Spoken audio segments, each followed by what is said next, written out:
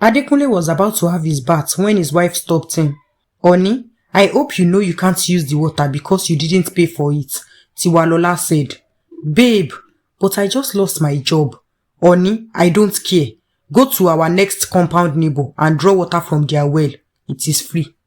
At 30, Tiwalola was everything she had dreamed of becoming. Successful, educated and well-traveled. Yet, her personal life was a puzzle with one missing piece. A husband. All of her friends were all married. Even her best and closest friend, Tola, already had 2 children and was still happily married to her husband. You can't find the perfect man, Tola often told her. Marriage is all about compromise and learning to manage each other's flaws. Tiwalola's mother, Mrs. Bankole, was even less subtle. Don't mind her. She wants to grow old in my house, she'd say with a dismissive wave of her hand. Tiwalola was frustrated. Her younger cousins were already with 2 or 3 children. Tiwalola took matters into her own hands by joining dating apps. She met a couple of bachelors on the app. Her first date was with Jide. Tiwalola brought out a dress she had never worn before. She did her light makeup and wore her 10-inch heels. Jide was already seated and Tiwalola walked in, looking elegant. Hello, beautiful, he said, hugging her tightly like they had met before. I like you and I'm ready to marry you. Tiwa smiled. But you have to stop working and be a full housewife after our wedding. Tiwalola's facial expression changed. She eased and left the date. After a few weeks, she met another man on the dating app. They got along so well and Tiwalola was already falling for him. But when she did her research, she found out that Femi was a married man. She gave up on trying. One Saturday afternoon, while she was sitting with Tola, she narrated her whole ordeal to Tola about the men she met on the dating app. My husband's friend, Adekunle, is very much single and ready to settle down, Tola said. He is very nice, rich and he is your spec, she added. Please connect us, I am interested, Tiwalola pleaded.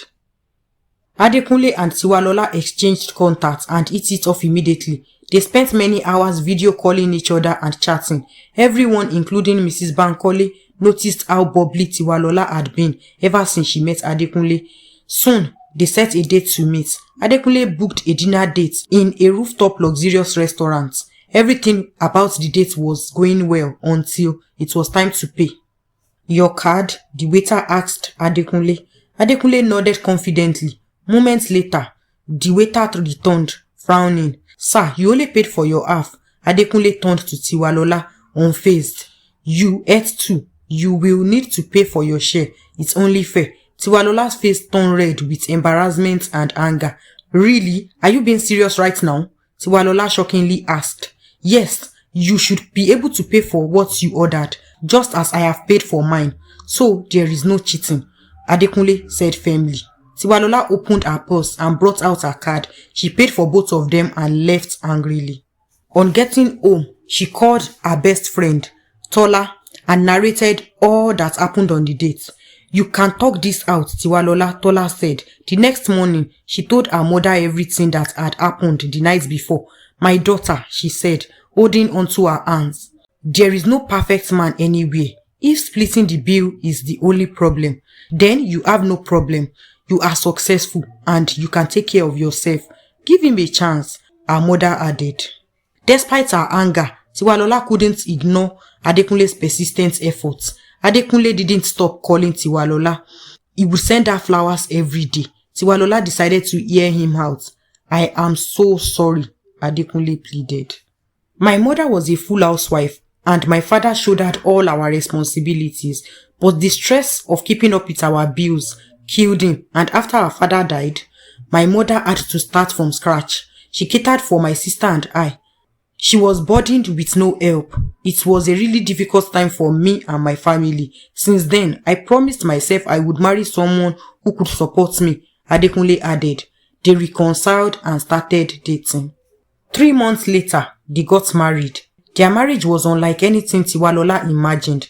Adekunle insisted on sharing everything.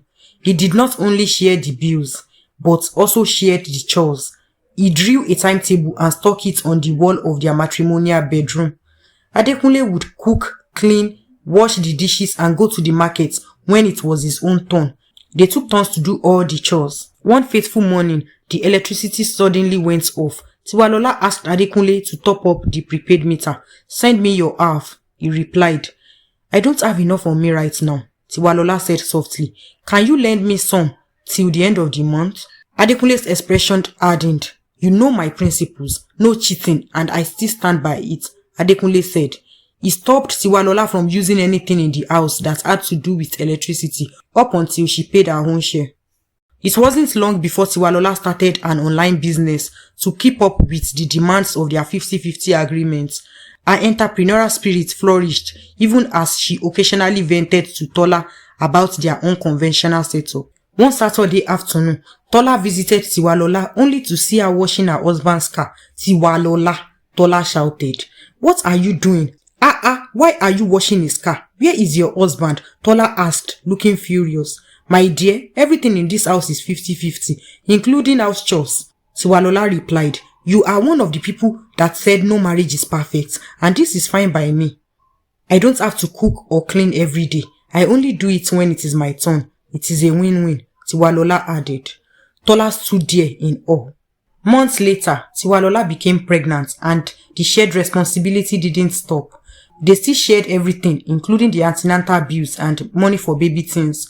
In a few months, Tiwalola gave birth to twin girls, Jadesola and Jola Oluwa. They took turns to take care of the babies and even to take the babies to the hospital for their immunization. People mock him anytime they see him alone with the kids. "Stupid man. His wife must be the one controlling him," they would laugh at him. They also took turns to take care of the babies at night till in the morning. Adekunle would be tired from staying up to take care of the twins. He was no longer efficient at work and missed so many deadlines. Soon enough, the company he works with downsized and they let some of their workers go. Adekunle was one of them. "How do I take care of my bills now? My mother and my sister," he said sadly to himself in his car. As he got home, Tiwalola welcomed him with a hug. "Honey, we need to pay our water bills, plus we are running out of groceries." He sighed. "Dear, what is the problem?" Tiwalola asked. "I was fired." "What? Did you do something wrong?" "You are one of the best staff of that company," Tiwalola added.